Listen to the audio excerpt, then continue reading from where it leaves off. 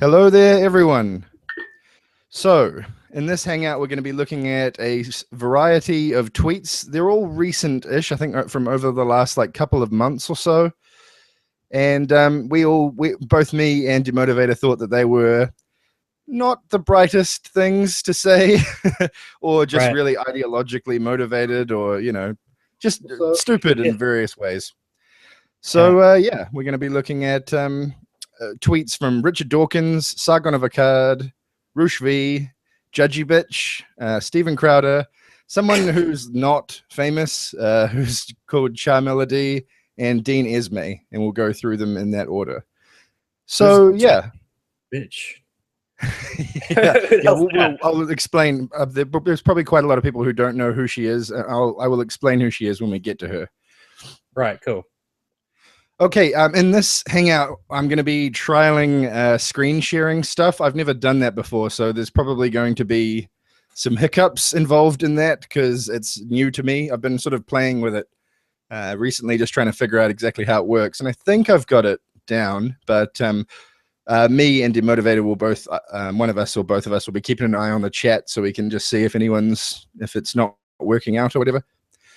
Right, so should we get started? Can you test screen sharing something now, or do you just want to try it as we go? Well, as soon as we get started, I'll screen share the first tweet, and yeah, we'll see if it works. Yeah. Sweet. All right. Yeah. I can see your Garrett Girton mug. This mug. Yeah, you're right. There's no fucking Demotivator mug or something like that. Just draw on a fucking mug, I guess. That works. So the first person we're looking at, as I said, is Richard Dawkins, and I just wanted to give a bit of a preamble with him because I know, is he still in bad shape, or you keep more of an eye on what's going on with him than I do, Tim? So right. Well, he had a stroke like a week something ago, and or more than that, and he's learning how to do up buttons again, and how to write. He said he's practicing his typing and stuff. So I guess his motor function has been negatively impacted. That's horrible. And I just wanted to say, while we are going to be looking at some stuff of his that we disagree with, it's not an attack on him as a person. I hope him a speedy recovery to full health, and I think it's really horrible what's happened to him. I feel real bad about it. So yeah, I just wanted to preface it with that, because while we disagree with a lot of his ideas and things he has to say, as a person, I don't have any problems with him. And I think he's a good person. And I think it's really sad what's happening to him.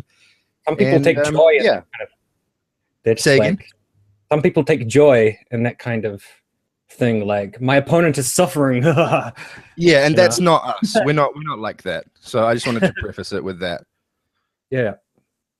All right. Okay, so I'll bring up the first tweet now.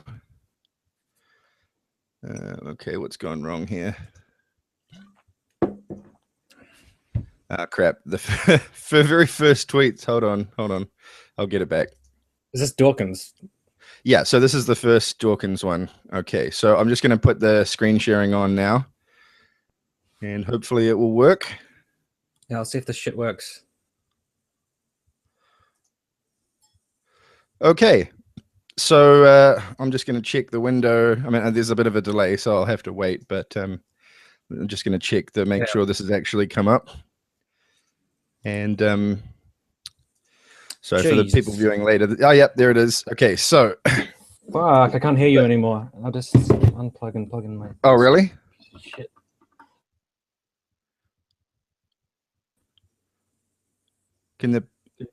Yeah, I can see it. Yeah, cool. Can you hear me? Yeah. Okay. Can you hear me? So as you can see here, this says, I tweeted a joke song satirizing the holy alliance between Rad Islam and Rad Feminism. The thought police were not amused. So to give some background on what he's talking about, it's he actually deleted in his favor. He actually deleted the original tweet, which I thought was good. So we can't actually show you the song or a link to the song, but it's this tweet here that he's referring to. Sure the song's still online, I reckon. If you want to go. Oh right, okay. Well, maybe I'll try and track that down and put a link to it in the description after we finish the Hangout. Yeah. But yeah, that's the tweet he's referring to with the tweet that we're going to talk about. Yeah. So yeah, for this one, I just wanted to talk about how the idea that there's a holy alliance or any kind of alliance at all between rad Islam and rad feminism, I thought was pretty laughable. Yeah. And just the idea that radical feminists would be the ones who would be inclined to ignore things done by radical Islam, because the other tweet that we're talking about is this one. So, oh please, I'm passionately in favor of feminists, just not those who care about shirts while ignoring Islamic misogyny, referring to Shirtgate there. Yeah. So, you know, I don't think... Oh, shit, whoops. Oh, that was trippy. Yeah, That's I'm awesome. going to try and not do that. Okay, so yeah, the idea that there are any feminists who just completely ignore Islamic misogyny, I think, is just ridiculous. I think there are no... I don't believe there's a single feminist on earth who just who cares about misogyny, but just not Islamic misogyny. Yeah. You know, that idea is just insane to me. I mean, it just doesn't make any sense. I'm always trying to think in the way that's most favorable to their argument so that I can try and understand what they're trying to say. Yeah, I often do that as well. Probably not as much as I should, but... Yeah, I guess. But the most favorable interpretation would be their style of thinking, because as for like a literal actual alliance, that just does not exist. Like there's no... if a radical feminist sees that Muslims are committing rape, they're not going to be for that, quite obviously. But they might say, hey, let's be careful about the way we talk about Muslims. They'll say that, possibly, but they won't say, yeah, that's fantastic. Muslims should go rape people. That's really good. Like, there's no literal alliance. There's no actual alliance. You know, that doesn't exist. And I think maybe you're supposed to read between the lines and realize that it's like a kind of metaphorical alliance due to the way they think about things. Yeah. Generally, like, you know, it's quite tenuous, is what I'm saying. Hey, Tim, can you just keep an eye on the chat? Because I can't look at it now, just to make sure that nobody's saying that there's nothing wrong or whatever. Right, that's all good. Yeah, so one of the things I wanted to mention is that... sorry, someone in the chat here said, bullshit, they downplay brown people misogyny.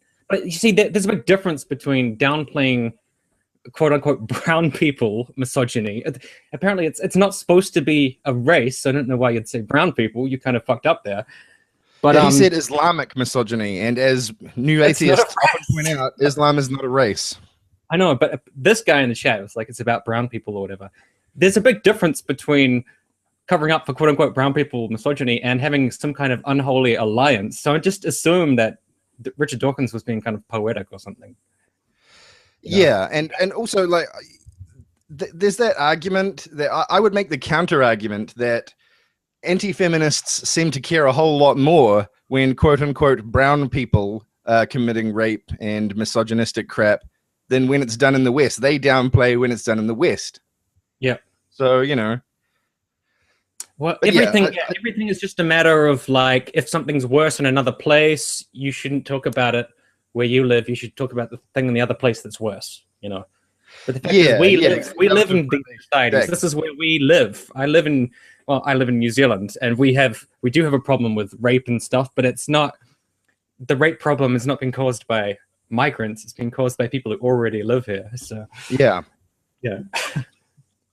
And you know, there's two other things I wanted to add to this. For one thing, the idea that radical feminists would be the one to not care about Islamic misogyny rather than mainstream feminists, I don't understand that, because radical feminists, generally speaking, I mean, radical feminism is not a monolith. There's lots of different types of radical feminists, but generally speaking, radical feminists are more strident about patriarchy and misogyny than mainstream feminists. They are more vocal about it. So the idea that they would be the ones who would ignore when it's going on overseas is just ridiculous. Yeah, and like PC stuff, if they were like, we care about trigger warnings, we care about safe spaces, we care about the words you use, we care about this and that, then I think they'd be extremely angry about the way women are treated in Islamic countries. If that was their like main focus, you could say that a problem with radical feminism or some feminism is lack of focus on that. And that's because that's the reality of it, is that we don't focus on, well, I'm a mainstream feminist, obviously not a radical feminist, but I think the argument that anti-feminists make is that feminists don't care enough about it. They don't care about it as much as anti-feminists want them to, which is some sort of arbitrary amount. Yeah. And it's like, well, two things. Like, first of all, the reason you care about it as much as you do is because you're downplaying when it's happening in the West. You're focusing on it more than focusing on what happens at home. Exactly. It's focus. Yeah. Yeah. And so it's just like, it's just a way to say, oh, you don't care about this as much as we do because we care about it more than we should. I don't know. Yeah. But if you would think, oh, sorry. Not more than we should, but more than we care about things that are happening in our own backyard. It's not wrong to care about things going on overseas, obviously. And then the other thing I wanted to say is that the people who criticize this, they're not actually doing anything to help women in the Middle East. Right. And who is? Mainstream feminist groups. There's quite a lot of mainstream feminist charities and organizations that help Middle Eastern women. Well, I mean, like feminist organizations are, right? But random feminists are potentially not doing that much. They're just sort of saying, but that's fucking Twitter. That's the internet. That's life. People just give opinions. I give opinions. You give opinions. We're not like going to the Middle East and like saying to some husband, like, hey, you can't do that to your wife, and like trying to get her out of the burqa and shit. Like, you have to be part of some kind of organization that actually takes an active part in these things. Because the rest of us, we're just talking on Twitter or YouTube, but everyone has an inflated sense of self. They're like, I'm fixing this. I'm the guy who's doing everything by making a YouTube video. But you might have a different feeling about that. You feel like you're more activist than I am. I feel like I'm just some random dude making videos and giving opinions, And then the last thing I wanted to address was the whole thought police thing. Thought police, yeah. That term, I mean, it does have some applicability in historical senses. Like there was a group in Manchuria when it was occupied by the Japanese who were basically thought police. But and there was there's various other like authoritarian dictatorships type regimes around the world that have had groups like that. Iran has the morality police, for example. But the idea that like random people on the internet are thought police, I mean, it's so stupid. Like police generally means that they can enforce things. Like that's what policing is. It's enforcing things. Yeah. So how can we random people on the internet enforce anything? Well, I think Dawkins was just talking about like the shame brigade or whatever, like people coming on and being like, that's bad, that's bad, that's bad, you're a dick, you've got no credibility, delete your Twitter, blah, blah, blah. Like, but I know for someone like Richard Dawkins, I feel like that's something he should be able to withstand because like that he's built his career getting involved in controversial situations. So I don't know why he'd feel the need to delete that tweet, Also, the other thing is, I mean, the whole thought police thing comes down to is that it's about when people say that, they're referring to people who have ideas that are different from their own ideas and are vocal about that. But people like Dawkins are just as vocal about their own ideas and criticizing other people's ideas. So how is he not a thought police? If their fans dogpile other people, then by his definition, that's thought police. I mean, he has publicly stated that he wants to get rid of all religion, moderate or otherwise, just every religious person. He would prefer if they were atheists. How is that not thought police?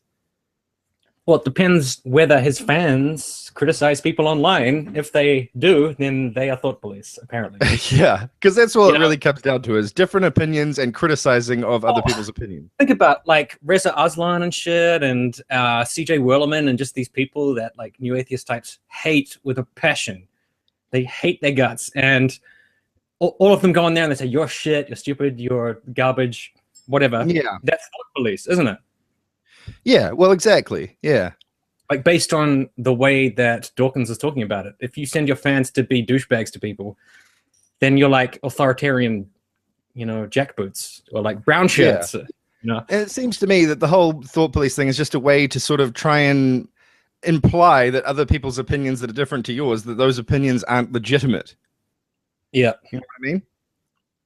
I think it's funny that these guys are so strident about like freedom of speech and like being strong and tough about Islam and everything, but then when people criticize them, they're like, "Oh, it's a thought police, authoritarians are shutting me down. I'm being no platforms." Like all of a sudden, they're not so tough anymore.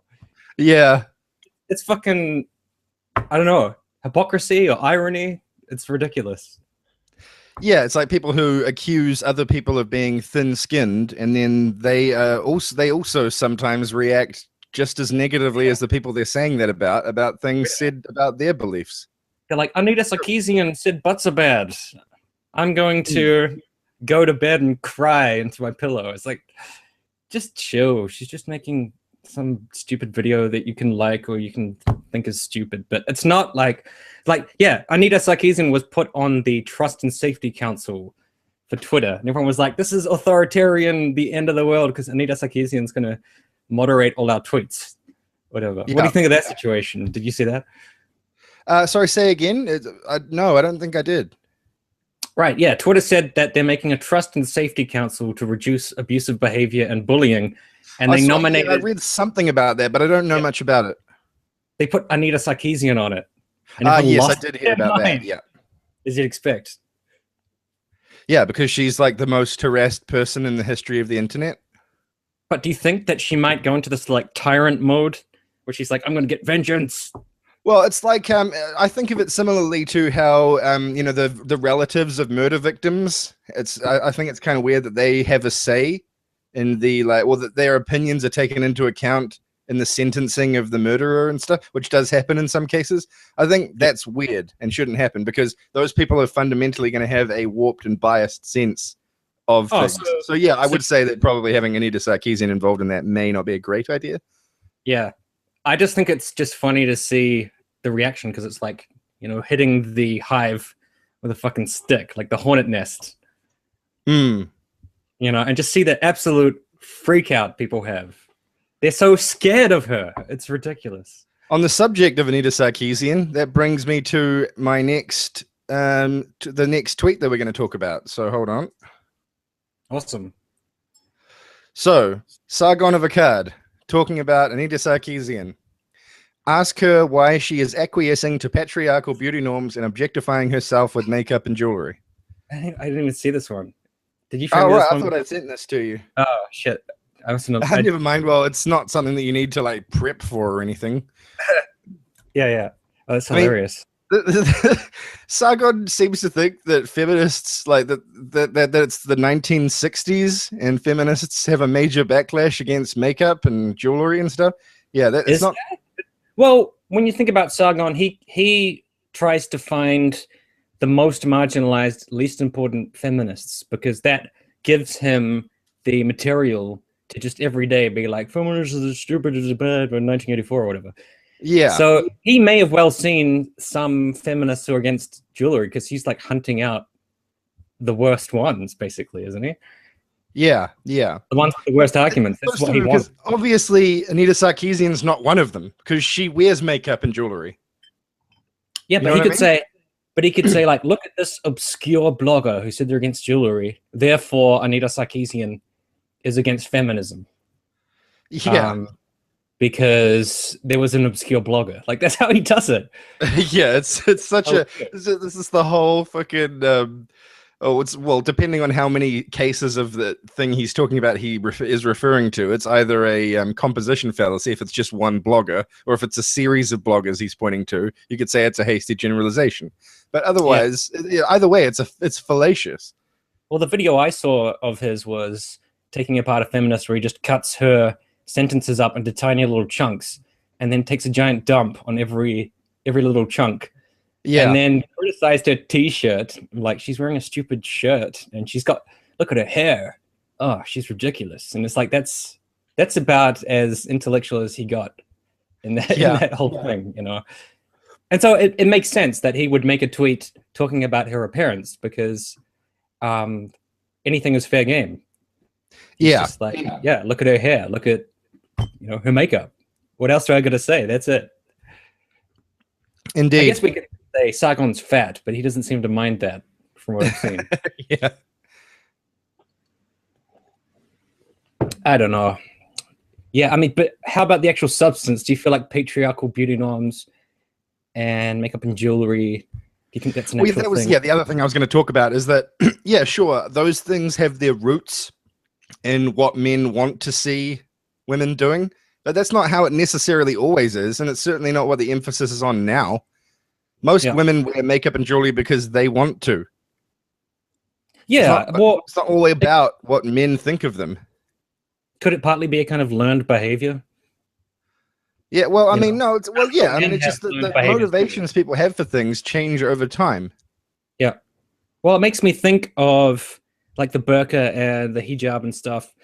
When Muslim women say, you know, it's my choice to wear the hijab and it's my choice to wear the burqa, I always think like, but you would never even think about wearing a burqa or a hijab at all unless you grew up in the culture where they wear them. Otherwise, you wouldn't even have that thought. Like, what person who grew up without a hijab or burqa was like, I guess, like, well, you have to convert to Islam, I guess, and then you choose to. But have you seen anyone wear it as like a fashion idea? Well, women wear scarves around their heads and stuff in the West sometimes, especially in like places like France where wearing scarves is really fashionable. Do you think that's related to Islam, or it's just like a random? It's just random fashion stuff. Obviously, it's Yeah. not anywhere near as common, obviously, as Muslim women wearing the burqa. But I think that this stuff needs to be taken on a case-by-case basis. Like, if the average Muslim woman wants to wear a burqa, that's okay. But if like in Iran, where wearing a burqa is mandated by law, that's not okay. That's bullshit. Well, I'm an advocate for choice, so I think Exactly. if somebody makes the argument that it's my choice to wear the burqa or it's my choice to whatever, and I think that's total bullshit, and I think they're just sort of indoctrinated into their, well, not indoctrinated, but they're part of their culture, you know, it's what they think of. You still have to respect that, because that, you know, that's why that ban in France was so hideous, because it was like, Exactly, because it takes choice away. yeah, even if you can look at the choice and be like, okay, it's kind of brainwashing, you know, that's why I said in that video that you have to educate out of religion. You took some issue with my phrasing on that, but I think Well, you it's can't, mainly because I think that process just happens by itself. So it's not something we need to. The idea that we have to do it, that the do implies like intentional action, which is not really necessary. Yeah.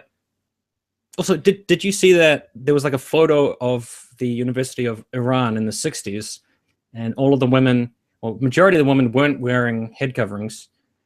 Yeah. And then there was another shot of it in the like 2000s, and they were all wearing headscarves. Well, they have to. It's mandated by law in Iran. You have to wear it. Did that change though? Yeah, that was instituted by the after the revolution by the Ayatollah. So the country became more conservative, right? Well, fuck yeah, way more. I hate modern Iran. I think it's an absolutely despicable regime. In fact, contrary to what most progressives say, I actually do advocate a possible military action against Iran, because it seems like the only possible way to get them out of power. Because we've had sanctions in place in Iran for so fucking long, and they've managed to get around it in various ways. I did not expect that. You're a lot more hawkish than me. Well, apparently. I mean, yeah, because I've read a lot about modern Iran, and it's fucking horrible. Like, something needs to be done. Those people are getting so fucked over. Yeah. When a regime is executing porn stars, I mean, it's just fucked. Yeah.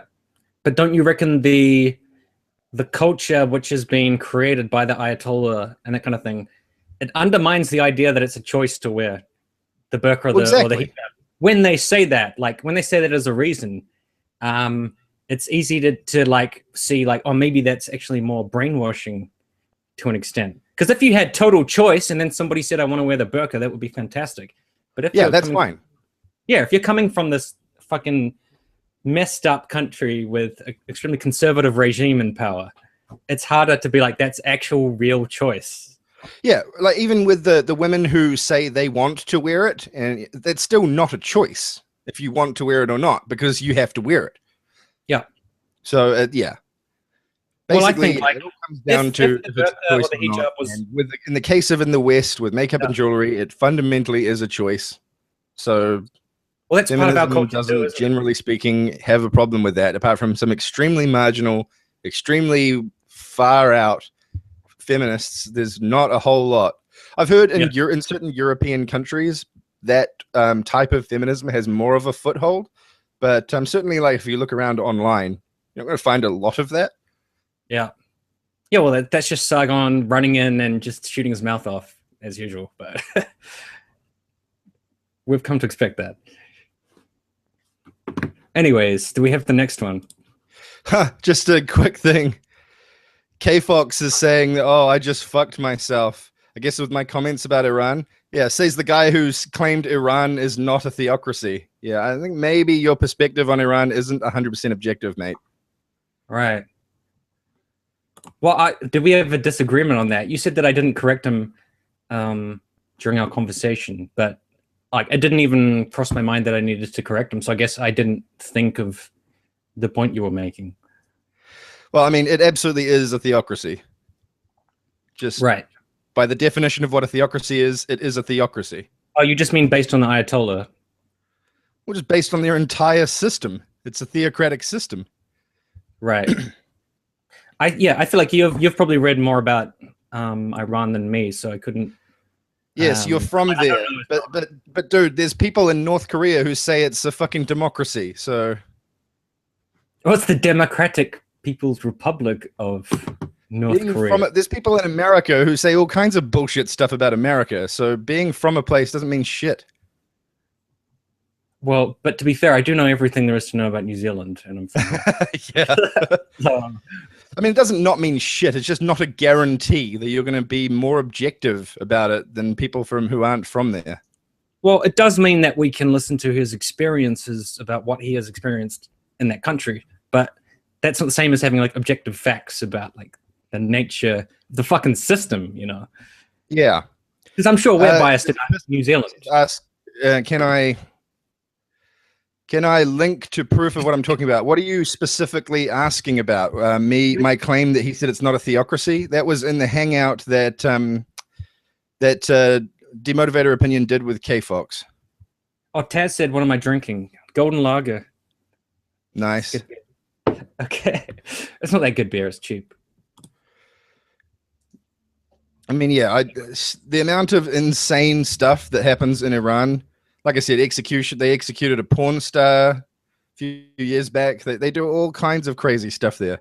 It's not a good place at all. And it was a good place in the past. We can all agree that Iran is not a good place, I think. Well, that maybe not K-Fox, I don't know. Well, I don't know. It's got good people and it's got good culture and history, but it's also got a theocratic regime. And I think the problem for me is conservatism, basically, because religious conservatism is the kind of thought process that has that literalism and has that idea that everything is the word of God, and we have to follow the word exactly as it says and even just make shit up. I think that's conservative. I think liberal Muslims are the ones who don't like that, and they are the same Muslims that all of the new atheist people are always propping up. Or it's like Majid Nawaz, and is Ayaan Hirsi Ali liberal? I don't know about that. She seems kind of hawkish. She could well be kind of conservative, but not about the religion. I think religious conservatism is, that's the thing we should be looking out for, basically. Yeah, okay, so, oh, I'm so fucked. Yes, whatever.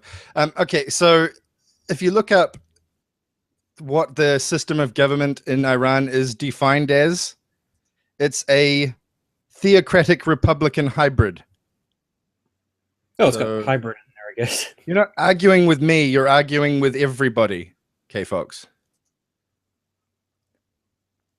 Yeah, I don't know, whatever. Shall we move on to the next tweet? All right. Hold on.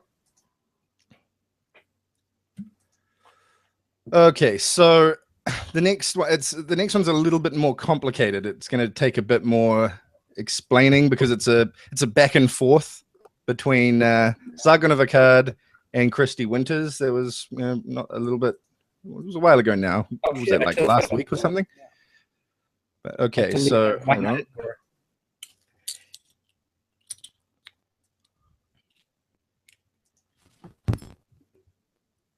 Right. So both of the tweets from Sargon are in here on this page, but I also have put links to the specific tweets in the description, so you go right to those. So this is we'll describe the whole conversation. So this person here, Sean, Enver Sean, has talked about how he's brought up this article, and this is the article he's linked to right here. Yeah. 3 out of 58 men arrested over mass sex attack on New Year's Eve were refugees from Syria or Iraq. Okay, that's the headline. Okay. Now, Sargon down here has said, do you think this headline is accurate, Christy Winters? Oh, whoops, I've gone to the wrong tweet for a second. So, yeah, that's what he's saying. Yeah. And then the next one, this other guy here, Drount, D-R-Ount, I guess. I don't know. He's linked to another article, Euronews.com, which I'll bring up in a second. And then Sargon replies to that by saying, stop posting all these harmful facts. Christy was busy spinning a narrative, right? Yeah. So now we'll go to that article. Cologne sex attack, prosecutor issues clarification. And then down here you can see 58 arrested, only 3 from Syria or Iraq. That's what I didn't get about that whole thing. Hey, your mic's gone weird, Tim. Cool, just keep talking. All right, yeah. So yeah, so he has a problem. Well, he doesn't say, he directly state he has a problem with it, but he implies that he has a problem with the headline of the first article when he says, "Do you think this headline is accurate?" Yep. But the headline of that article is in direct accordance with the content of the second article, right? Yep. And then on this one, he says, stop posting all these harmful facts. But they're basically saying the same thing. Well, that's where where it was all fucked up, was where he said harmful facts, because he's saying that the second article has facts in it, and it has the exact same information. So if he just hadn't said, if he just made it just about the headline, there wouldn't have been a problem. But he was like, these are harmful facts. He's just like displaying his complete bias against Christy Winters.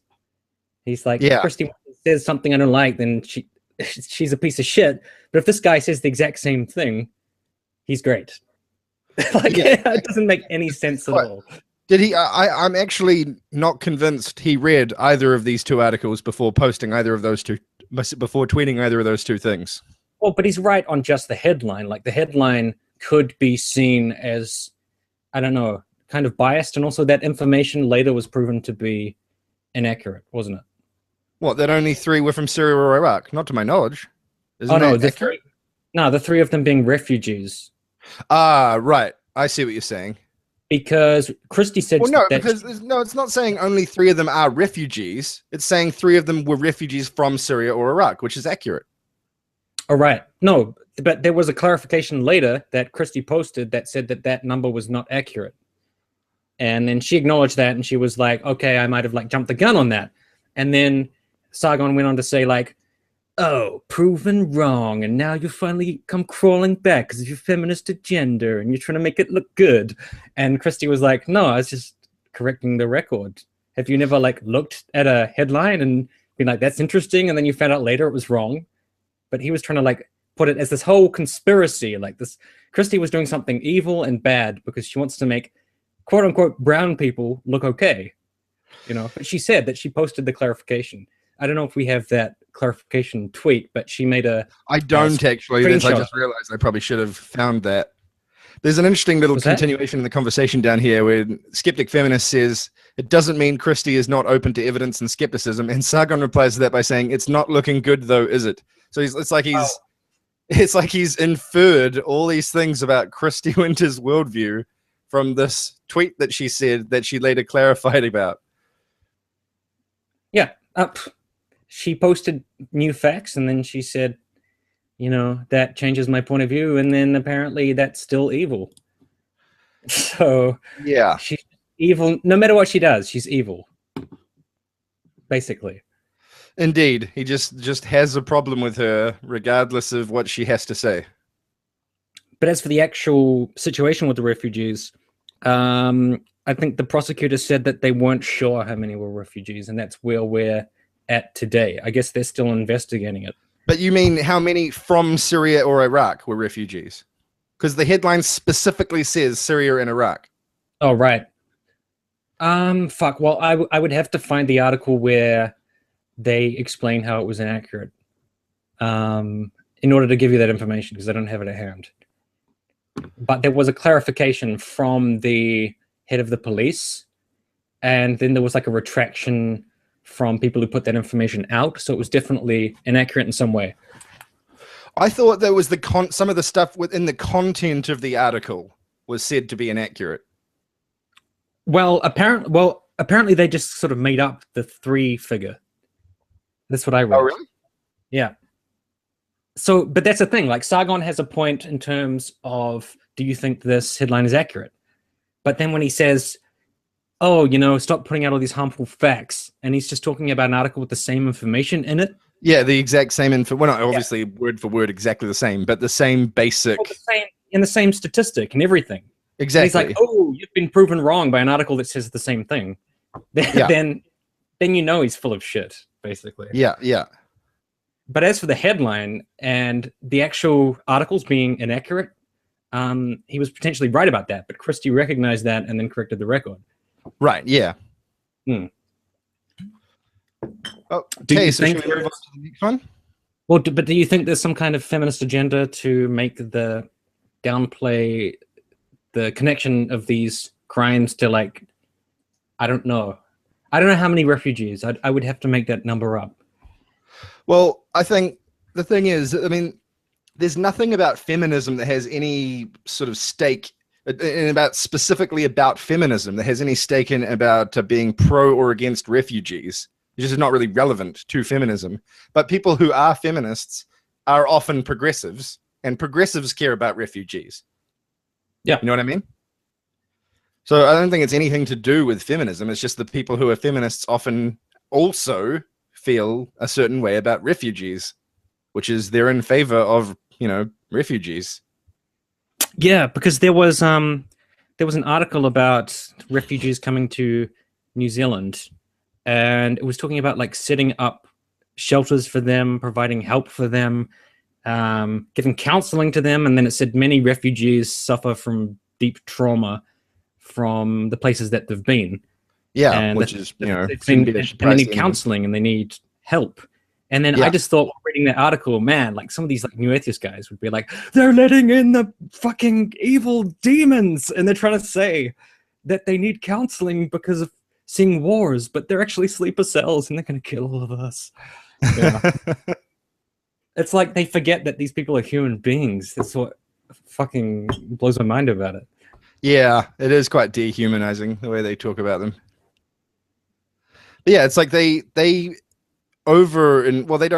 focus on the bad things that refugees and migrants do to such an extent because they're against refugees and migrants in a general sense. Oftentimes, not all the time, obviously, but quite a lot of it seems to me quite a lot of the people who focus on them to the degree they do are also against them in general. Well, I can just pull the technique they pull and just say, not all. Hashtag, not all. Not all of these people hate migrants. Just a scary chunk of them do. Yeah. Yeah. So there you go. Some clarification.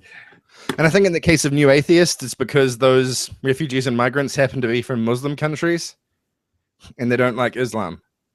Right. But some of them will be bad because in any group there is bad people. And I guess depending on the group, there's more bad or there's less bad.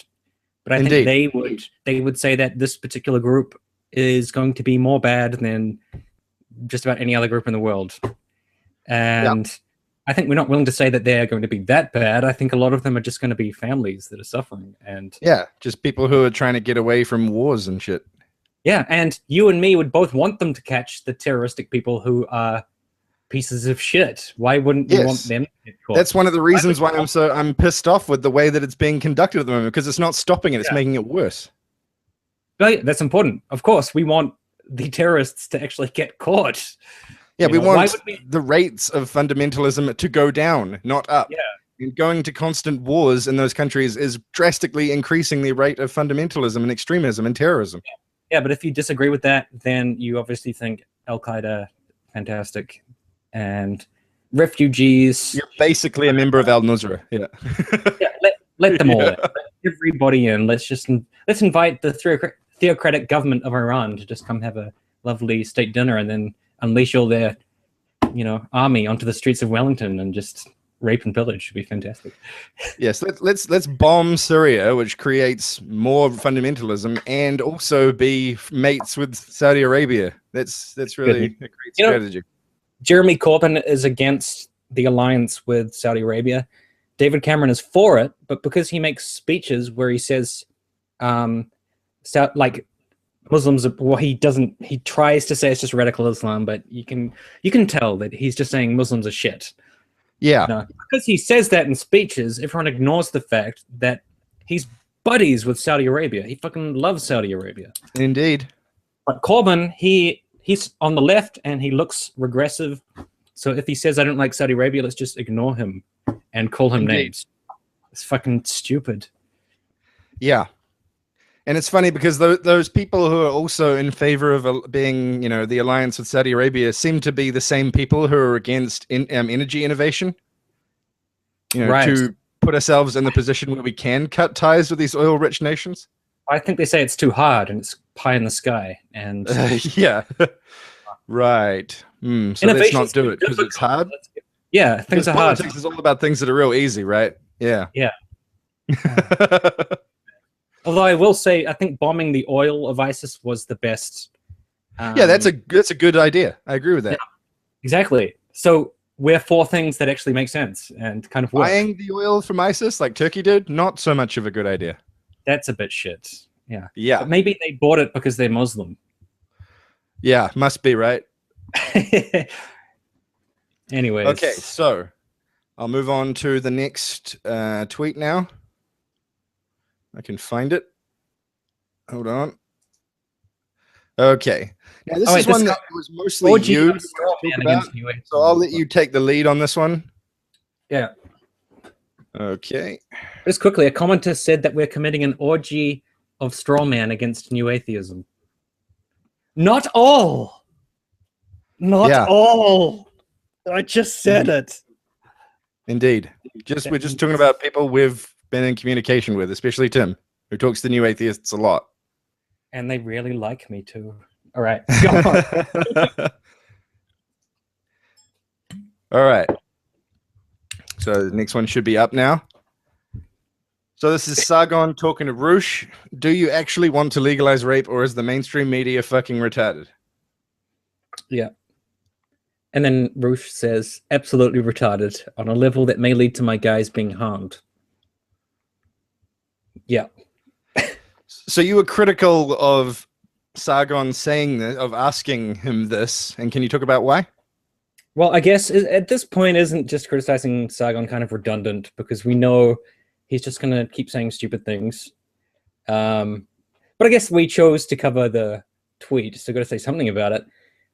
I just think it shows how ridiculously biased he is in favor of anything kind of against feminism, because this is like the softballest question of the softballs. He's just like, is the mainstream media fucking retarded? He just puts the answer in the question for Roosh so that Roosh can say, yeah, they're retarded.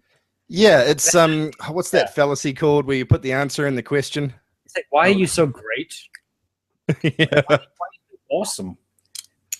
Indeed. No, that reminded me of the what was it, the Republican town hall with Anderson Cooper, when he asked questions like, well, this was even more blatant. This was like, what's your favorite music? Yeah, like, I heard you like EDM. Yeah, I heard you sing to your wife. Exactly. Yeah, it was like, oh, it says here you sing to your wife. Like, what do you sing? He's like, oh, I sing stuff. And then the next day they had the Democratic town hall, and the whole thing was like, how are you going to pay for it? How are you going to pay for it? What about ISIS coming to kill us all? You can't do that. The system won't work. You're a socialist. How do you account for your socialism? And it was night and day, like the complete opposite.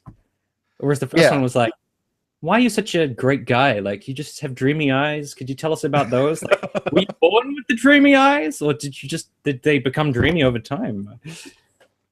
Like, oh, that's a good question, Anderson. Like, So you're basically saying that he's easy on, or he goes out of his way to ask questions that are kind to anti-feminists, or that seems to side with anti-feminists, and in a way that he does not extend to feminists. well, I think Roche V isn't even anti-feminist. He's just sort of anti-women. He's anti-feminist. Except for use as a sexual object. You know, to use women for sex is the whole point of women. Besides that, they're worthless, basically. And if they're not attractive, then I just throw them in the garbage can or something. You know. So, and Sargon sees this, and he's like, "How can I ask the friendliest question I can about this whole controversy?" Does he just not want to make enemies of Roosh for some bizarre reason? Yeah, Roosh is, by most people's judgment, a pretty horrible person. So why would Sargon be concerned about, being nice to Roosh? I don't understand that. So this is the fallacy I was referring to earlier, begging the question, which is basically what Sargon's done here. He's handily included the answer that Roosh should use in the question, which is exactly what Roosh did. Yeah. Yeah, I don't know why he would want to be buddies with that guy. Well, it's just like his being buddy with Milo Yiannopoulos. Sargon claims to be a liberal, but then he's like buddies with an extreme right-wing, lunatic. The thing I don't understand about Milo is he's against himself. He hates himself based on just his point of view, like the things he says. I don't know if he... To be fair to Milo, he just says, I don't hate being gay, I just would be better if I wasn't. How is that not self-hatred? That is like, I am not happy with who I am. And he doesn't seem that way as a person. He seems very confident. He's a good communicator. He's somebody that people like talking to, even if he has douchebag opinions. Why would he express such self-hatred unless it was just like self-serving fucking, I don't know the word, cashing in, selling out, basically? The whole thing is pretty damn bizarre. It's bizarre. Yeah. Like, he doesn't seem like the kind of person that would have a problem with himself. Like, he seems to love himself. Indeed. So why the fuck would you say, I wish I was straight? That is just the weirdest thing I've ever seen. Yeah, because by saying that he wishes he wasn't gay, I mean, well, what he actually said was that it would be better if he wasn't gay. And he didn't actually say, I wish I wasn't gay, but, But yeah, well, it just seems like he's basically implying that gay people are lesser than straight people. Yeah. Like Dave Rubin, who I'm not a fan of, as you know, he was like looking at him in amazement, like, what are you talking about? Yeah. Yeah, as was, who's that guy who interviewed him, that radio show host, Joe Rogan. Same thing there. He was like, what are you talking about? Yeah. Yeah, and he didn't say, because you could make an argument that being gay is a harder life than being straight, because you're marginalized to some degree by some people in society and stuff. And in general, you face sort of things that straight people don't have to face in their life. But he didn't say that. What he said was he would be a better person. Not it would be better for him as a person if he wasn't. Well, he said he would be a better person. I guess it's cool to know that, like, just by... just because I'm straight and you're straight, that we're better than Milo. That's kind of cool. It's cool. I can walk around as being like, I'm a better person than Milo Yiannopoulos. I said his name. Yiannopoulos. Very odd. Very odd. Okay, so the next one, on the subject of Roosh V, who we were talking about. Yeah. Mr. Roosh. This classic tweet. It was satire. I mean, he's said this in quite a lot of tweets, but this is one of them. I think there was at least, I think I found like 2 or 3 tweets where he said this all in, pretty quick succession. So we're basically just talking about the idea that him saying rape on private property, that article he wrote in which he said that he advocated the legalization of rape on private property. that he's saying it was satire. Yeah. Which is the whole Schrodinger's douchebag thing that we were talking about in yesterday's Hangout. Explain Schrodinger's douchebag. That basically it means that the person says something horrendous, other people react badly to the horrendous thing, then the person says it was a joke. Yeah. Well, the thing that I don't get about Schrodinger's douchebag page, hold on. Yeah. So, but I'm pretty sure he didn't say it was a satire until this whole controversy happened. Exactly. That's the big part of it. Yeah. To me, that's a sign of him backing down and being like, I can't stand by what I said, so I have to say it was a satire. Because the backlash against it was so severe. Yeah. He also did you see he talked about the protest in Wellington and the protest in Australia, and he was like, the one in Australia is useless, and there's a bunch of losers and hobbits or whatever, you know, it's the same shit people say about New Zealand. But he ended up cancelling, so he got destroyed by the really shitty protest. That's kind of funny because he said the one in Sydney was really small, and you know, to be fair to him, it was pretty small. Yeah. But then he brought up the one in Wellington, which wasn't small. There was like 300 people there. Yeah, but it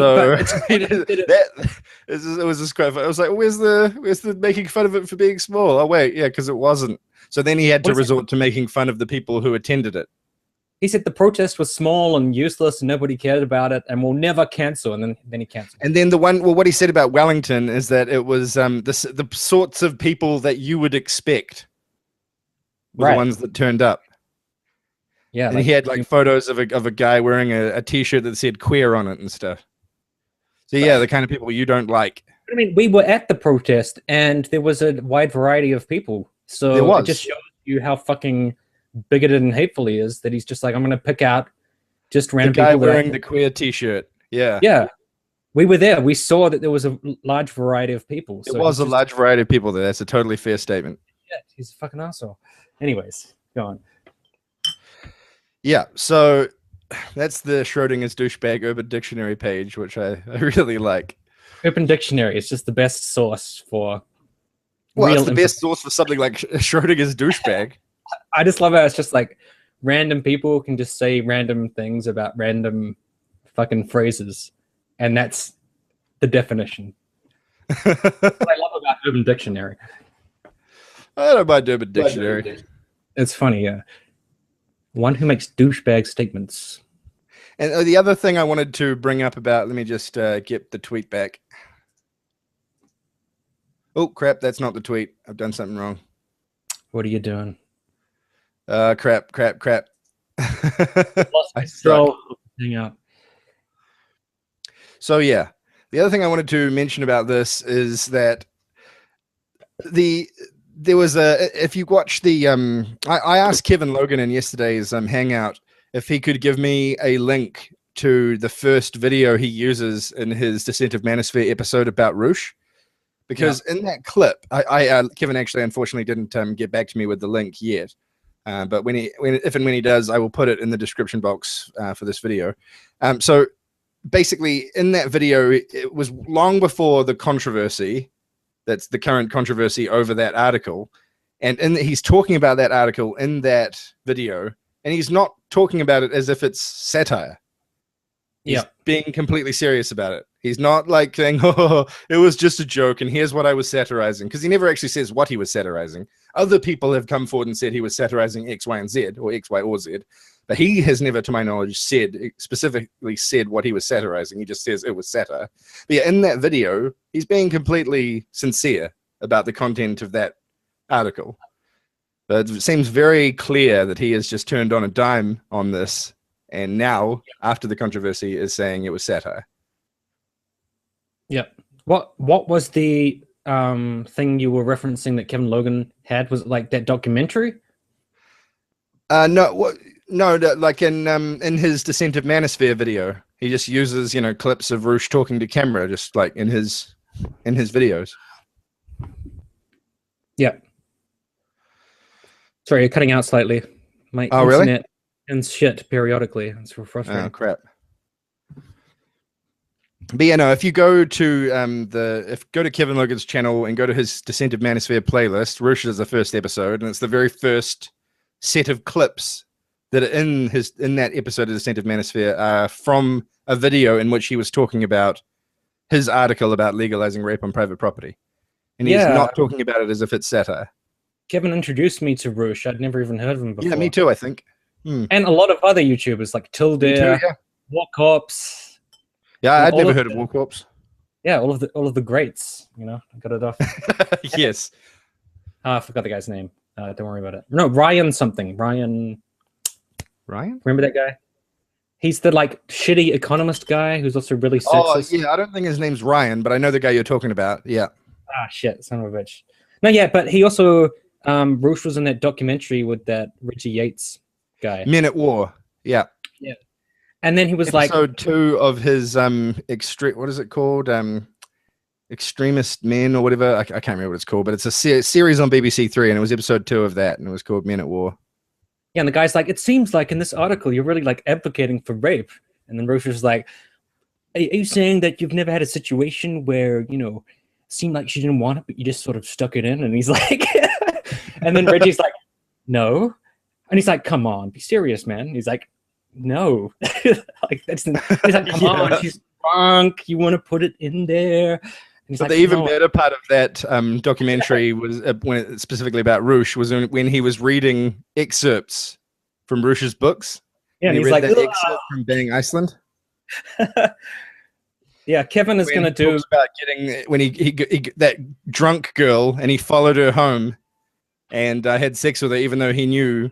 He actually specifically states he knew she was too drunk to consent, but he did it anyway. Yeah. Do you think there are some guys who look at that and think that is awesome and way to go? There's bound to be. Oh, yeah. I think, well, I mean, it's obviously, it depends. I mean, obviously there are some people who think all kinds of insane crap. It's not many, I don't think, but there are some for sure. Absolutely. And when you have a website that's available around the world, you're going to collect a decent amount of people.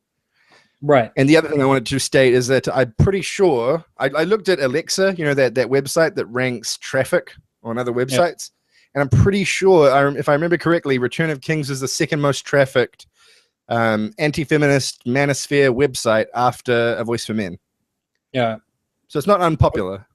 Which just seems like Roosh is like my experience with women obviously extends to like other men too. So if I say to this guy, haven't you almost raped someone before? Except for me, it's not rape. That's just like being a player. Haven't you done that before? And then some other man is like, no, I haven't. It's like, are we all expected to just be the same because we're male? I don't feel any affinity with other men because I'm a man. I guess, I don't know. Like, who the fuck operates like that? I guess like Return of Kings operates like that. There's a guy called Ryan Barker who's made a comment in the chat, and he's talking about, he says, isn't Kevin too busy feeding McDermott info to make false rape allegations? Kevin has broken off all contact with Jenny McDermott. He doesn't speak to her anymore. So he's not spending any time feeding her anything, information about anything, because they don't talk anymore. Well, he said, I'm done with her. That was his exact words. Yes, he's cut off contact with her. And it was funny, because a lot of people said that what Kevin said wasn't enough. Yeah. Your mic's gone weird again. Ah, shit. But yeah, his video in which he denounced Jenny's actions, people who are against Jenny downvoted that because he didn't go far enough with her denunciation of her, with his denunciation of her, which I thought was rather weird. Yep. It's never enough. But I know why. They want him to insult her. Yeah, that's what I thought too. That they wanted him to call her all kinds of horrible things. Yeah, exactly. And then they'd say, good job, Kevin. Now you're one of us. Now you can make videos about the feministosphere. The femosphere. Sphere. Fuck. I can't say it. The femosphere. That would be it. Indeed. Okay, so the next one isn't strictly speaking, it's not a tweet. So it's, but I wanted to include it anyway because, I mean, it's a YouTube comment, But I wanted to include it in this video anyway because it was too insane to ignore. It had to be done somewhere. And I thought, even though this is about tweets by and large, I thought this would be a good place to do it because we're talking about Roosh. So I'll just bring it up now. Sweet. So this it's a little small. Hopefully you can see it there. Cosbying is when a woman alleges a man has raped or sexually assaulted her in some form. The man then is accused of odd things that may or may not have been non-consensual sex, but his reputation is destroyed and career wrecked. The other key to Cosbying is that no charges are filed, but the media is alerted. Yeah. Pretty sure charges were filed, right? Against Cosby? Yes. Yeah. And this is recent. This was the 16th of February. Pretty sure that was after the charges were filed, right? By quite a lot. Aren't the charges beyond the statute of limitations? So they're basically inadmissible and there's nothing that these victims can do about it. I'm not actually sure about that. Hold on. I should probably turn off screen share if I'm going to go researching that. And you should shut the porn so people can't see it now. Yes, indeed. But yeah, hold on. I will just do that. But yeah, I don't know. But I read somewhere, I'm always reading things and then I forget where it was, but something about that many of these cases cannot be brought forth because of arcane laws or rules, basically. I wouldn't necessarily call the statute of limitations arcane, but yeah. What's it for? I don't even fully know what the hell it's for. Is it just so that you can't drag someone's name through the mud, 30 years later or something? Well, I mean, there are a whole lot of reasons for having statutes of limitations on things. I don't think you can. They're not all the same as well. Like you could. Some of them are less defensible than others. Yeah, because I think if you fucking, I don't know, maybe there's no statute of limitations on murder, but for rape, I mean, if you raped someone 40 years ago, what difference does it make that it was 40 years ago? You still did it. Yeah, but yeah. Okay, so it says 10 years or less. In America, that goes by state. So some of them have more than 10 years, some of them have less than 10 years, but on average, I think it seems to be about 10 years. Well, most of the Cosby shit happened in the 80s and early mid-90s, probably. Right, yeah. In that case, yeah, so saying no charges have been filed is kind of a get-out-of-jail-free card. Yeah, I also wonder, how ubiquitous does the evidence have to be before you decide somebody maybe did something? He's pointing to Bill Cosby as some kind of shining beacon of innocence, and that's insane. That means he has no standards for when you might believe someone could have possibly raped somebody. He thinks that there's just no standards for that. It's impossible. All right, so I don't think we have to say too much about this. I think if you're gonna say the thing that Roosh said, maybe Cosby's not a great choice of person. Well, who do you think he could have picked instead? There must be somebody. There's a bunch of people with well-known cases of false rape claims that have been proven false. Yeah, he could have chosen one of them. He didn't. OJ. No, not OJ. Somebody. Right. So, next one. Sure.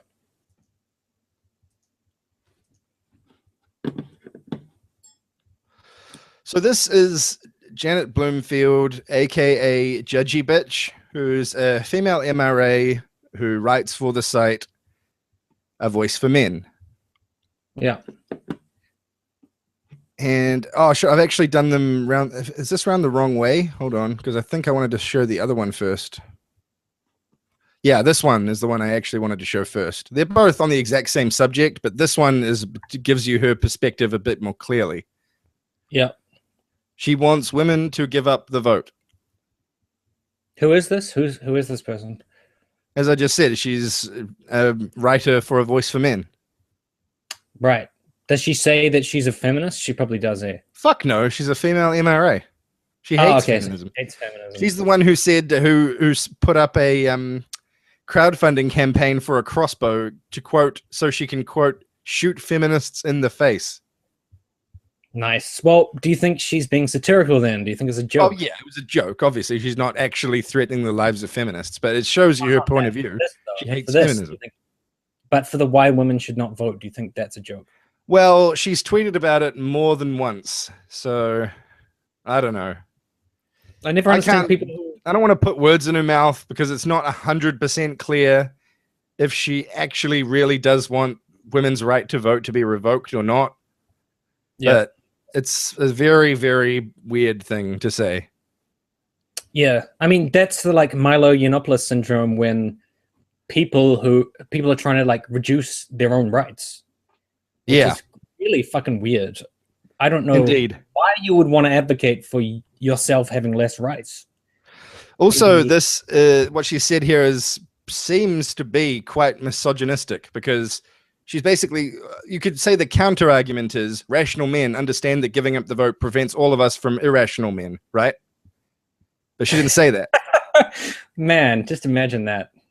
She didn't say that because she obviously thinks the rates of irrationality are higher amongst women than they are amongst men.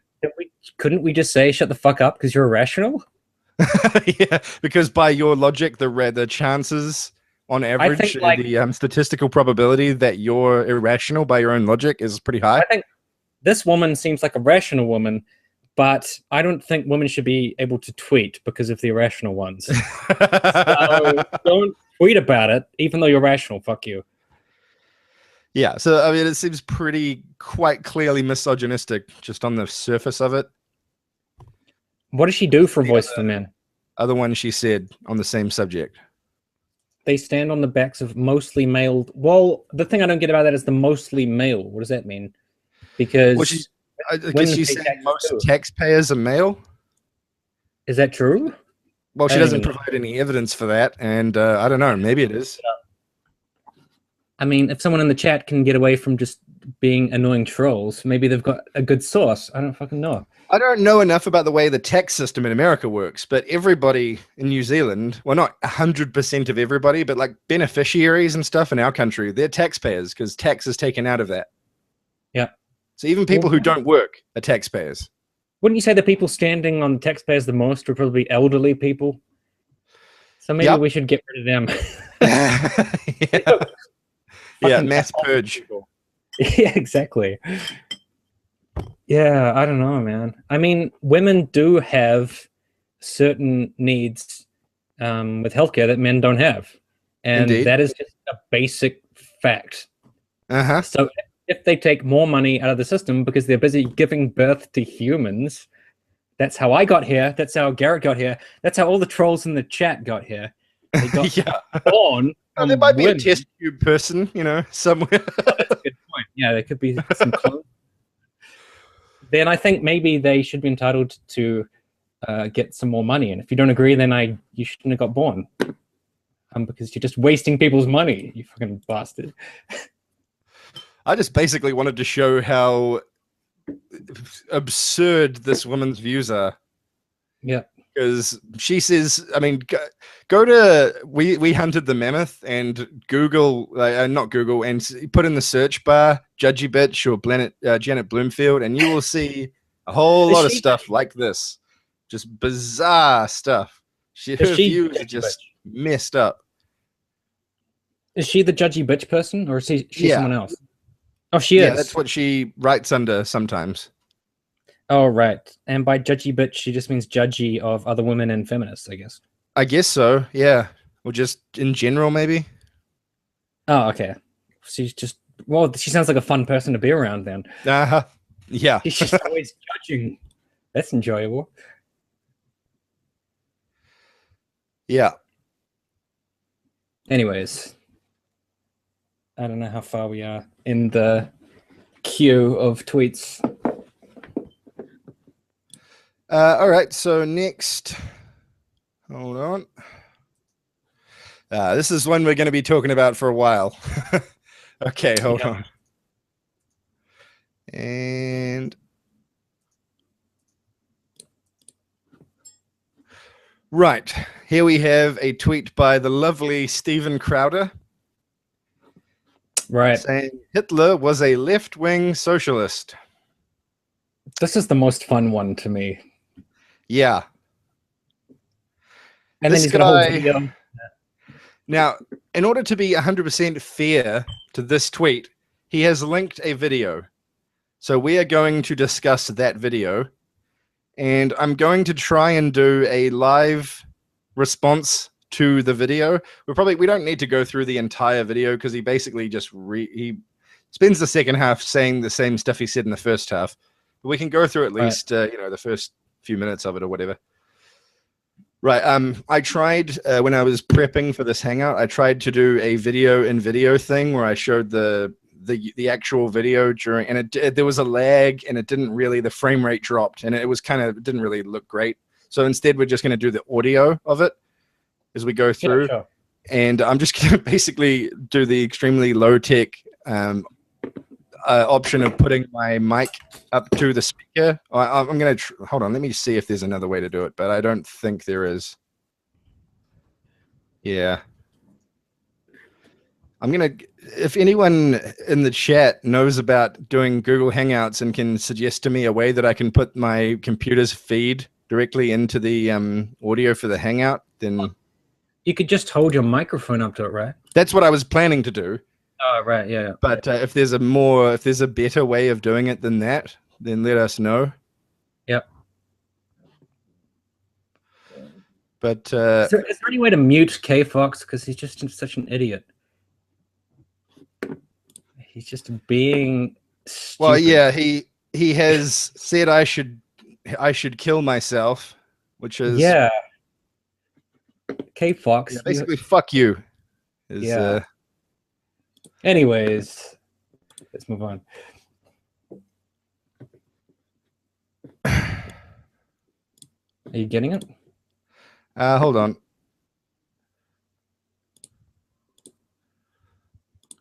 I'm not actually sure.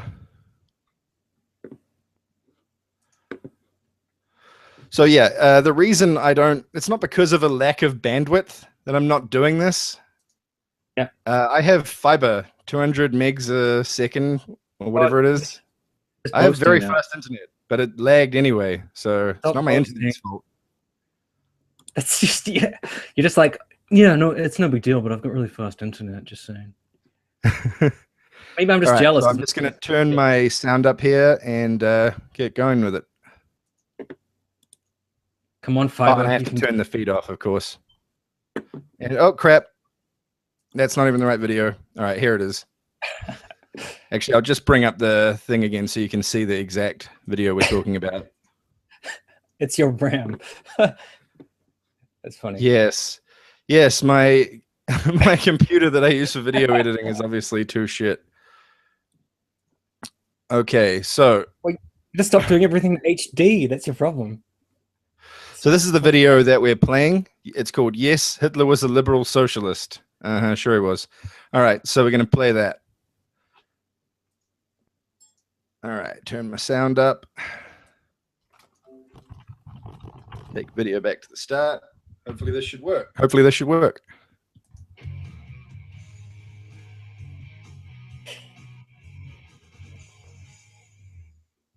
Now, people have gotten really mad, and I want you to hear me. I understand this. We have a lot of people who watch who are not conservative, and we appreciate who are libertarians, who are anti-social justice warrior, who are anti-authoritarian, but are not right-wing, and I appreciate you, and I definitely want you to stay here and have a dialogue.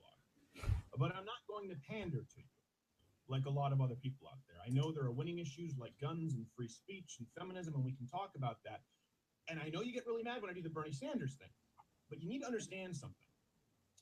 Economic authoritarianism is still authoritarianism. I wrote about this, that Hitler, what do we hear about Hitler? He was super right-wing. Nazi stands for National Socialist German Workers' Party. Okay? So put that in your back pocket. Now, all right, I'm gonna pause it here. This is the first pause because he's just said. Sorry. It was a bit quiet from Oh, is it really quiet? Okay, I'll turn it up for the future. All right. Yeah. Okay, so he's just said that he's pointed out that Nazi stands for National Socialist German Workers' Party. Well, in response to that, I would point out, as I mentioned before, that the word democratic is in the name for North Korea. Democratic People's Republic of Korea. Doesn't mean anything. Well, Just it means because there's a word in the title, it doesn't actually mean that there's that it's necessarily true that that's what they are. Yeah. Oftentimes, sorry. Oftentimes in politics, in terms of the way people describe themselves, it's not accurate. Yeah. Well, So- like I made a video about authoritarianism not long ago, and some dude in the comments gave me heaps of shit because he said I used the wrong definitions. But I've got the guy that he talked about here. Joan Lins is the guy who talked about authoritarianism. He talked about limited political pluralism.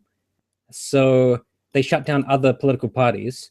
Which Hitler A did. basis for legitimacy based on emotion, which means they appeal to, I guess, like some scary thing in society. Which Hitler did. Yeah, exactly. 3, minimal social mobilization, suppression of political opponents and anti-regime activity. So that's again, that's political oppression. And then 4, informally defined executive power with vague and shifting powers. Right, I so think that you means- could fairly say that about Hitler as well. Yep. So now we have to wonder how Bernie Sanders is related to any of those things. And the only thing I can think of is that he wants to raise taxes. That's it. Yeah. He wants to raise taxes on people and then like redistribute the money or something. And you'll notice none of the 4 aspects of that definition I read out have anything to do with what Bernie Sanders has described that he wants to do. I would also point out that plenty of Republican presidents have raised taxes on the middle class. Yeah, so they're national socialists based on this video. Like, everybody is a national. Anybody who asks for tax money is a national socialist based on this video.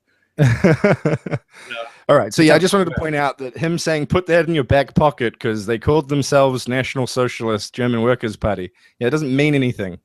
Well, the word is the same word, therefore They're the same. Yeah. It's the same because it's a word.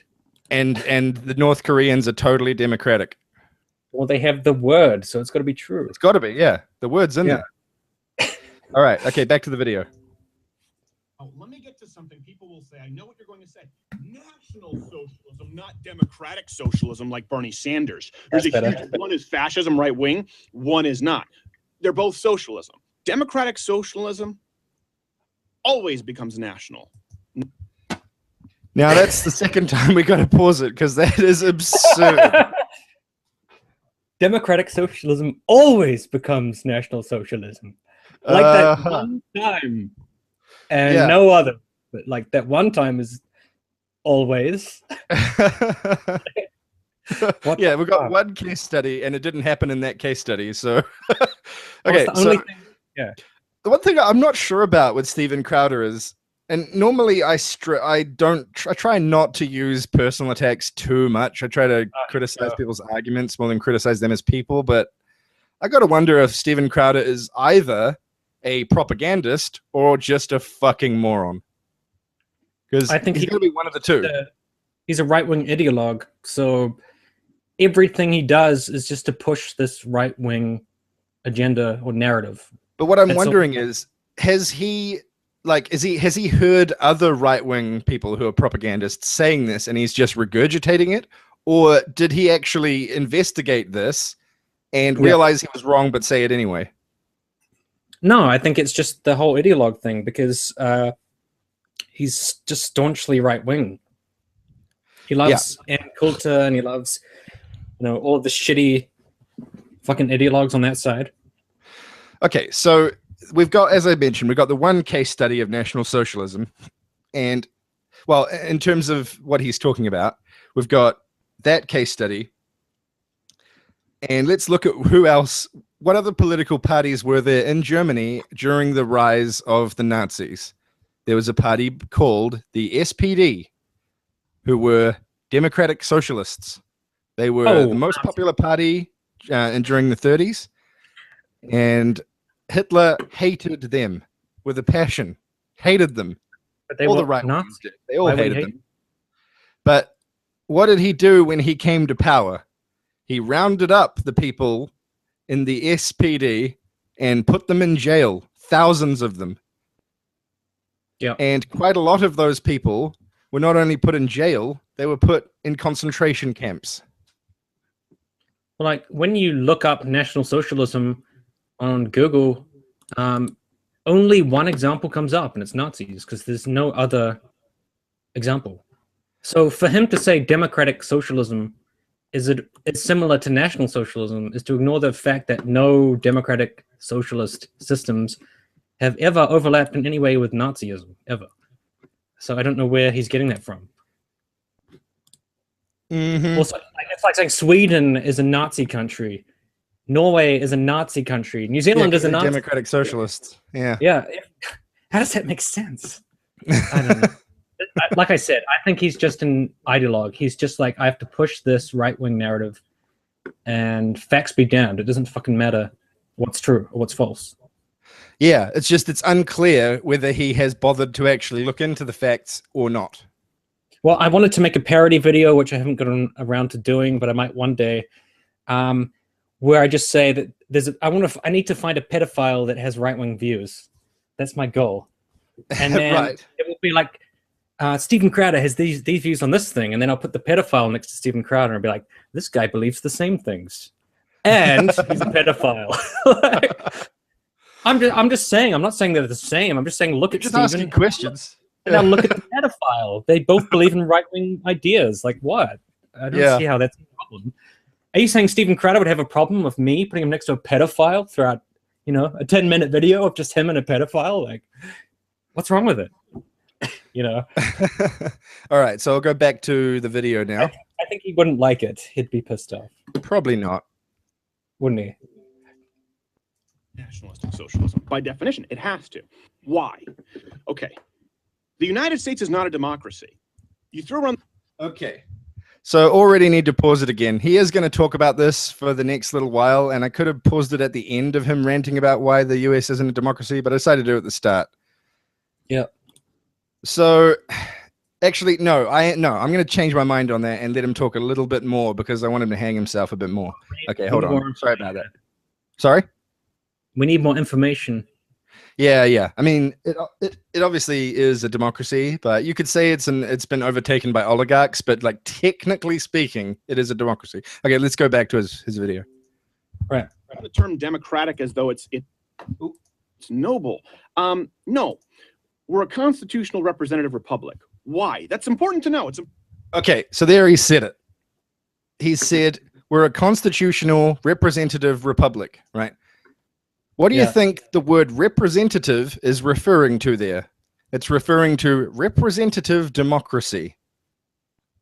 Yeah. That's the thing. That's what the United States is. It's a representative democracy, just like New Zealand is a representative democracy, or any of the modern democracies. They're all representative democracies. So that's what that word is referring to. Well, either he doesn't know that, or he's omitted to mention it. The big thing he had in there was constitutional. But all democracies have some form of Bill of Rights, Constitution, those kinds of documents. New Zealand has a constitution. Yeah, so that's where it becomes pointless because a lot of democracies have constitutions. So yeah, that's not saying anything particularly different to say that. I loved it how in the term he used to define America, he's just conveniently omitted the word democracy that comes directly after representative. He's like, if we take a word out of this, it's not a democracy anymore. It's like, yeah, well, because you took the word out, but that doesn't mean the word doesn't apply. It's like if you take united out of United States, it's not united anymore. It's like, yeah, because you took the word united out. Like that. Mm-hmm. That's his basis for saying that it's not a democracy. Is that I took the word democracy out. Yeah, that's basically it, because that is what representative refers to. There's no way around that. And why is Okay, that important? Yeah. All right, back to the video. Hold on. Important to know we're not a democracy. That's because democracy is mob rule. The reason the United States was framed as a constitutional representative republic is to make sure that the rights of the minority are still protected from the majority. Otherwise, the majority can just vote and screw the minority. You're more liberal. You should be on board with that. Democracy, by definition, would inherently be bad for minorities. Okay. This bit, he's really hung himself real bad here, because it's quite amusing. So he's saying that democracy screws the minority, right? First of all, there are ways around that combat that possibility, like having a multi-party system and having a what's our system called, where we have not first past the post, but where every party gets a certain amount of seats based on how many votes they got? Is it MMP? Yeah. So that can't happen in a system like that, because every group that gets a certain amount of votes gets represented. But in America, where they only have two parties that have any traction and are allowed any kind of representation, that does happen. So he's saying that America's set up in a way to fight the screwing over of minorities, when America is actually a good case study in minorities getting screwed over compared to other democracies. Yeah. So it's quite amusing. The thing I don't understand about it is, like, why is democracy the thing which is linked to the oppression of these minorities? Because it wasn't democracy that led to slavery and those kind of things. It was the monarchy, wasn't it? What's it got to do with democracy? Well, I mean, democracy didn't stop it, though. Right, Not but it wasn't the initially. cause. It wasn't like, well, I mean, the two main causes of it would have been monarchy and, well, three causes: monarchy, imperialism, and racism, obviously. Yeah, colonialism. Yeah. Yeah, colonialism. But Yeah. democracy didn't really factor into that. Did it? I guess it did. Like the parliament in the UK, maybe they were like, yeah, let's go out and do slavery, and it was like democracy. Yeah. Yeah. All right, so go back to his video. There's not a huge amount more that I really need to play to put across all the actual points he makes, but I'll go back to it now. Yeah. Hold on. So, am I saying Bernie Sanders is like Hitler? No, but the ideology is the ideology that lends itself toward authoritarianism and fascism because of an increased expansion of the state. Hitler promised employment for all. Of course, was a self-avowed socialist. Innovative public works schemes gave workers increased benefits. He increased jobs by increasing the state. Okay. Now, dictatorships have a tendency to increase the state. Does that mean they're not right-wing? What's he talking about? I don't know. He's just fucking psychobabbling, really. Both sides of the political spectrum have elements of it that want to either increase or decrease the size of the state and the centralization of power. No one political ideology has a monopoly on that. There's left-wing libertarians who want to radically decrease the size of the state. There's right-wing libertarians who want to do that also.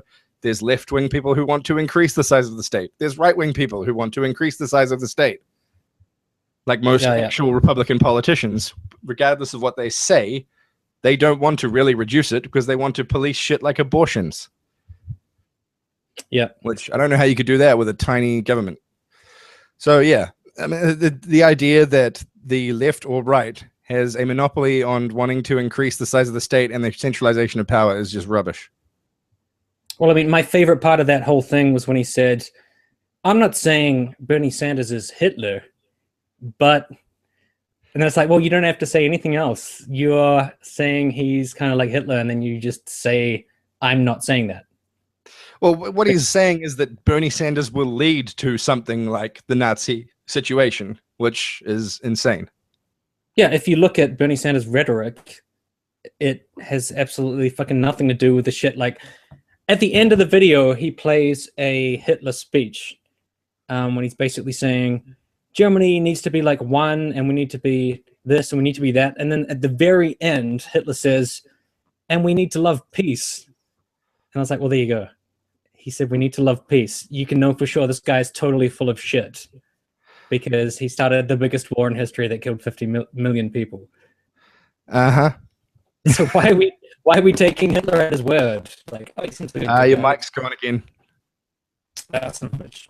Well, I'll start the video up again. I think this is the last clip I'm going to play from it. I might pause it again, but I think this is the last one.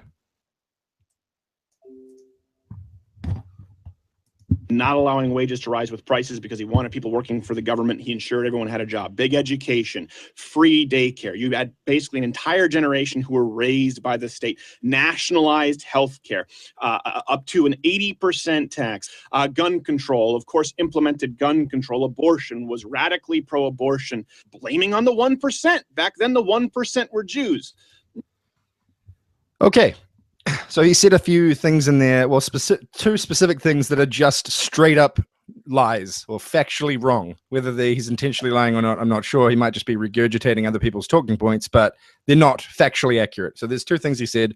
One thing he said was that they introduced universal healthcare, and he also said they introduced gun control. They didn't do either of those things. Both those things existed before the Nazis, and the Nazis reduced both of those things. They didn't get rid of either of them entirely, but they reduced them. But how would having healthcare relate to World War II and what the Nazis did and being nationalistic? There's one way it relates to it, but it's not in his favor. So I'm going to get to that. So I've got a document here that I'm going to screen share, and I'll put a link to it in the. I haven't actually put the link to this yet in the description, but I will put one. So let me just bring this up. Hold on.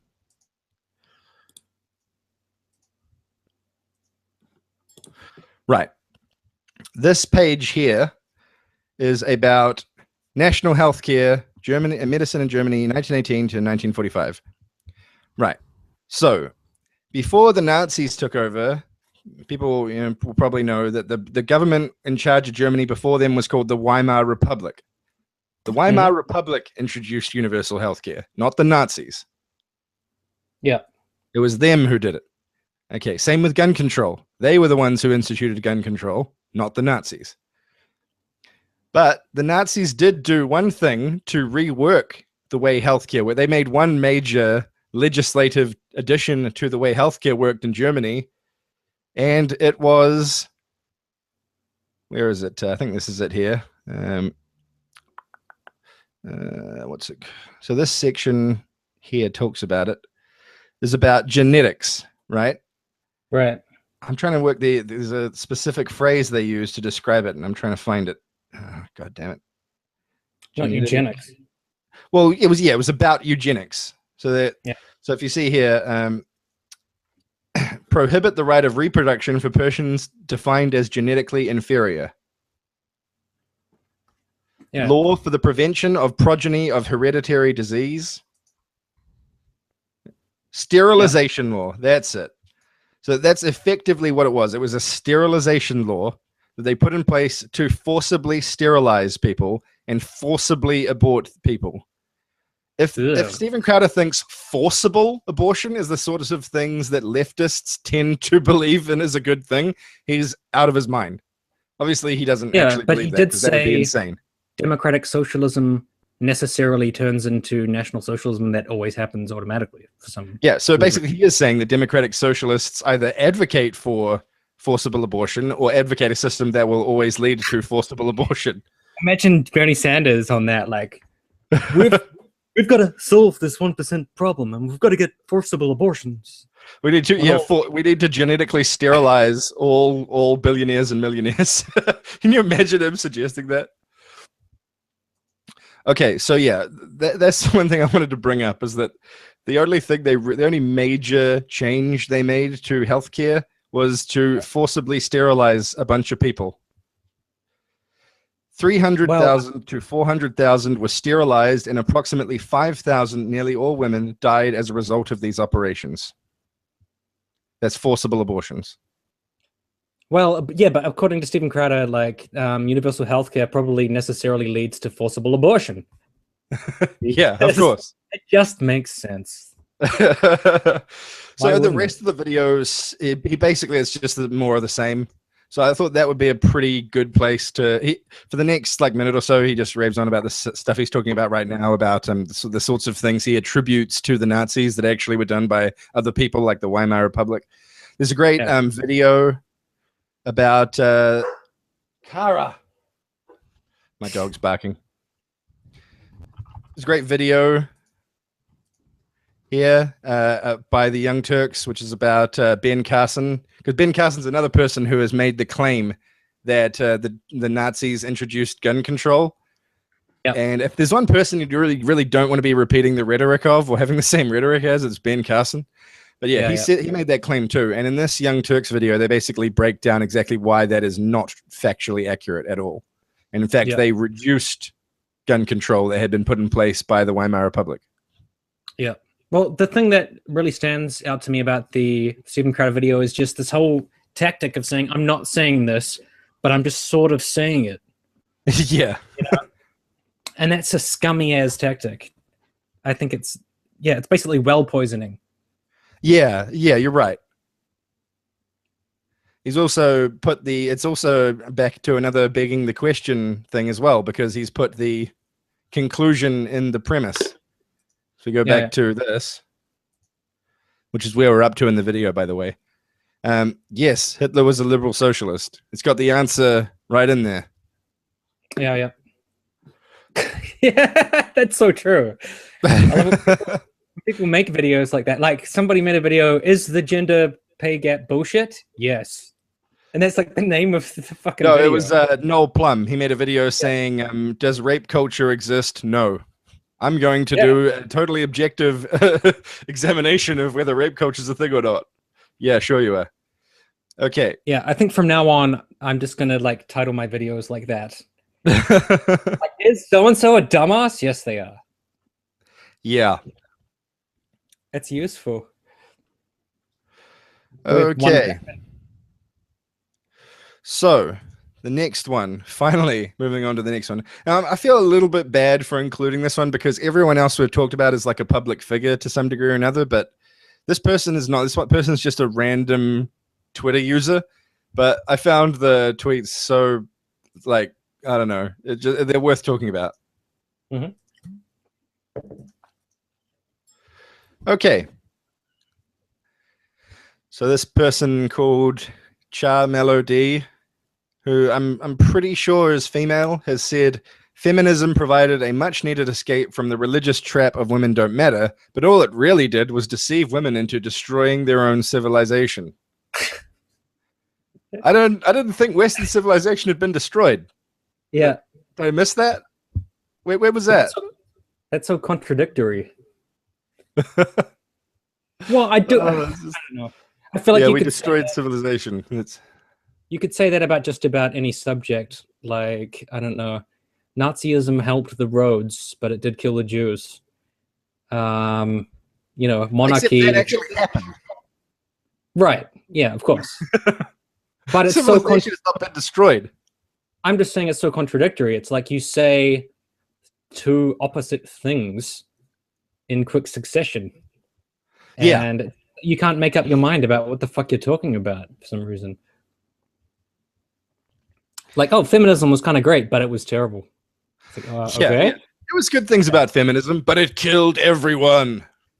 Well, everything, I think it's because everything has pluses and minuses, and it's not very meaningful to just point out, like, this was good because of this, but then it was bad because of this, because then you're not saying anything about what you're talking about.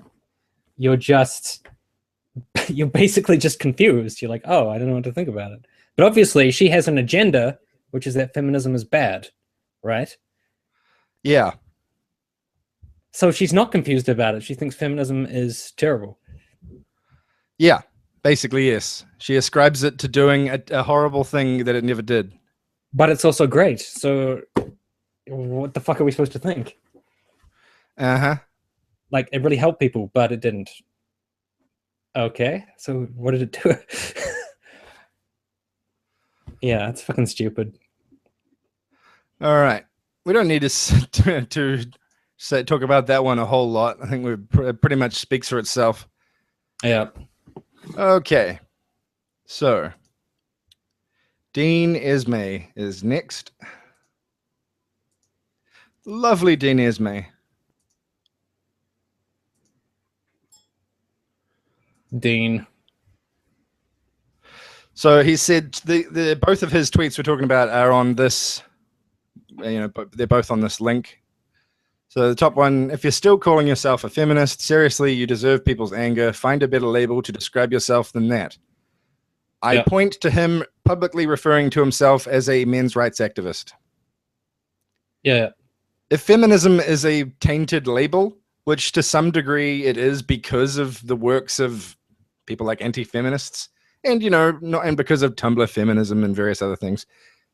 If that's a tainted label, the term MRA is a fucking tainted label. I mean, Jesus. Feminists can still get like legislation passed and positive change achieved, whereas the label MRA is so toxic that they are unable to actually do that sort of stuff. I think nobody wants anything to do with them. Within certain circles, feminism is toxic. But it's mainly people who just strawman the fuck out of it, or just say that all of the shitty feminists represent feminism.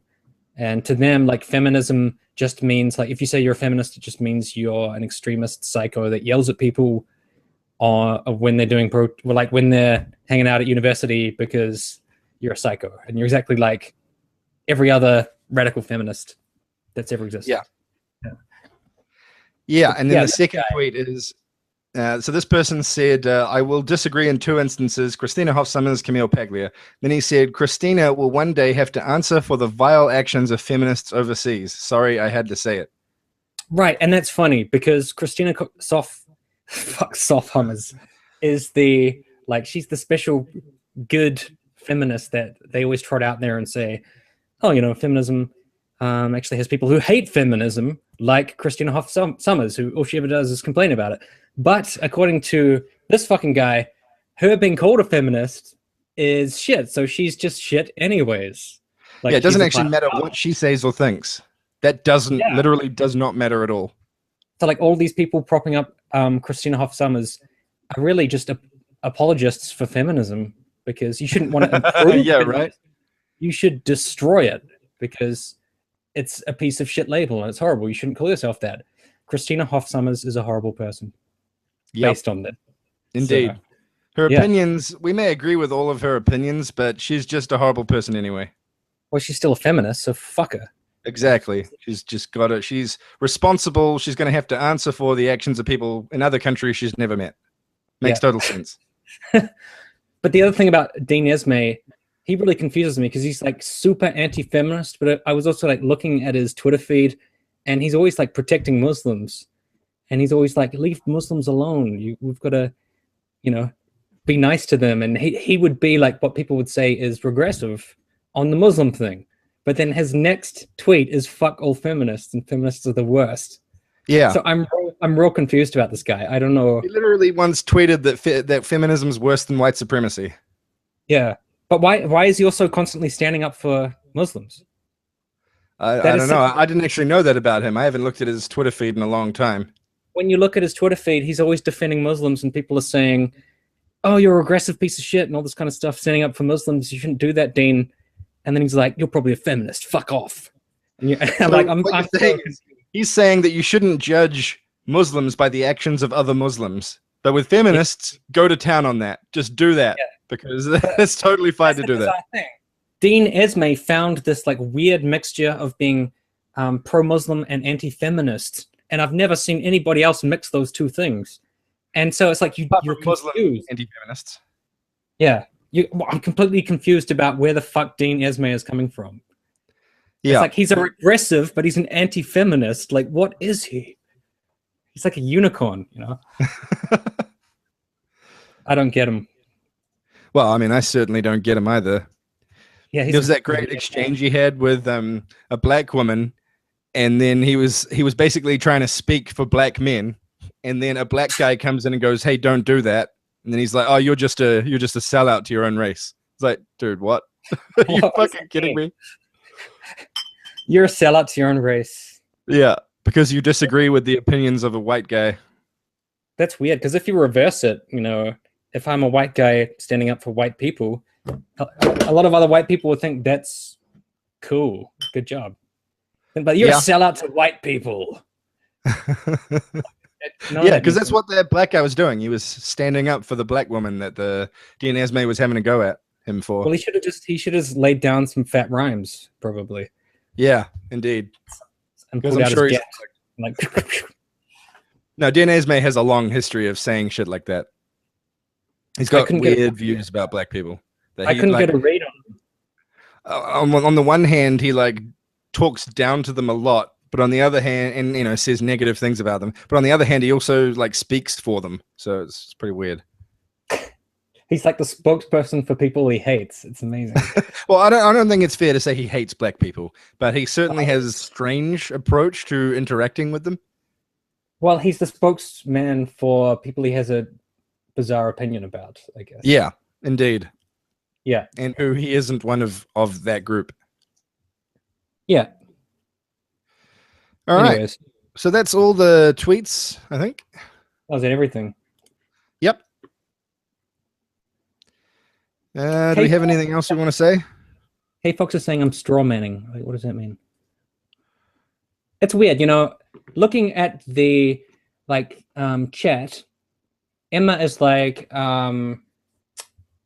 Garrett's views on hijab, etc. are wrong, and he's wrong about Iran, and like he's wrong about the Well, Middle I East. disagree with her, so obviously I'm wrong.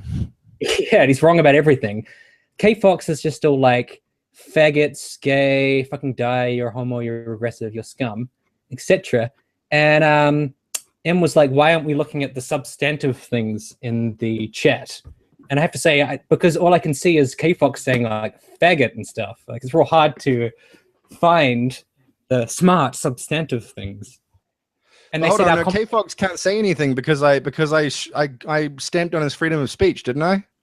Oh wait, that didn't happen. I don't even know. Okay, Emma says women in Iran don't wear burqas. That could be true. Is that true? Well, there's a thing in Iran called the chador. That that's not legally mandated, but it's pretty popular. Yeah. Is that like the burqa? It's no, it's a bigger deal. It's it goes around. It's I think I don't actually 100% understand the difference. Yeah. Well, I'm open to being corrected about anything. I don't care. But yeah, shit talking, I don't care about shit talking. It's just I ignore it and it's bullshit, and I just think fuck you. But if you've got like actual information, like that's good for me. That's useful because I'll actually. All right. So they're just pointing out that that I used the term burqa instead of the word hijab. Yes, totally did. Oh, right. My mistake. Okay. Yeah. But that's because you were trying to cover up for something. Yeah, totally. I don't know. Yeah, no, I just used it by mistake. Totally my mistake. You have an agenda. You're trying to lead to National Socialism. I'm not a perfect person. Sometimes they say things that were the wrong thing. That's a lie. But yeah, you no, are totally wrong. Infallible. But yeah, sweet. I think hijab is what I should have been saying the whole time. Yeah. But yeah, we've covered all the subjects, right? Yeah. Cool. So any other topics? Yeah, I'm pretty sure you're right there, Emma. I don't think the chador covers the face either. Yeah, Emma said that she's actually learning Arabic, which is pretty cool. Oh, yeah. Yeah, that's cool. And, you know, I haven't read the Quran because I don't think I could sit through it. I tried to read the Bible, and I couldn't sit through that. I mean, have you read it?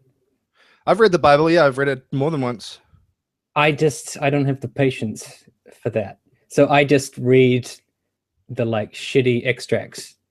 You know, well, it's a little different with the Quran because most Islamic sources will say that reading it in English doesn't really give you a good understanding of it because of how, you know, as I've talked to you before about the Arabic language is extremely contextual.